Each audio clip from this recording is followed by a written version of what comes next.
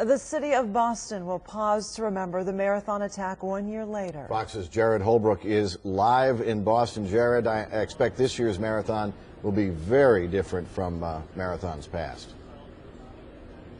That's right, Tim. It's expected to be the biggest marathon ever in history. So as you can imagine, security will be at an all-time high out here. A lot of people are looking forward to this one. You would think some people may be too reluctant to want to come down, but I'm seeing the opposite out here. I'm seeing more people wanting to come out here just to overcome the adversity, to show the resilience of this city. Jared, I know there's going to be a lot of runners that are returning that ran last year that are returning again. And I know there's a hometown favorite, Shalane Flanagan. She came in 4th last year. She is from Boston.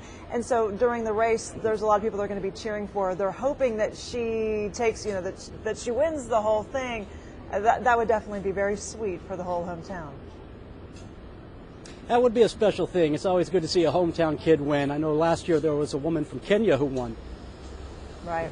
Will obviously the additional security, and it's going to be very intense security, even the federal agencies there for this year's marathon, that is undoubtedly going to drive up the cost. Do you know who's bearing that cost?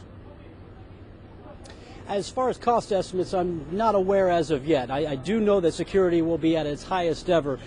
State, local, federal law enforcement agencies will be working together. They'll be doing random bag checks, sweeps throughout the area. They'll be doing that today for all the ceremonies that are expected, as well as through the weekend and, of course, on Marathon Monday. Great picture in the Boston Globe this morning, Jared, of all of the first responders, everybody who was participating in that helped the first responders, I think some city leaders. They all gathered yesterday at the finish line and took a pose for a picture. So something nice to see this morning. They really are trying to honor everyone.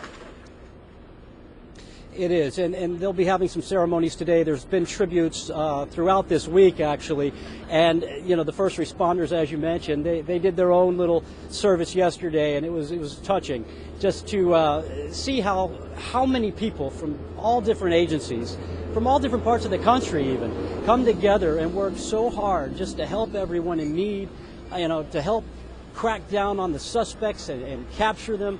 It was amazing to see how strong the resilience was and just how strong the camaraderie was amongst everyone in just helping out and seeing that these suspects were brought to justice. Right. So it's been 1 year as of today, and then the marathon will be run on Monday. Yep. Thanks, Jared.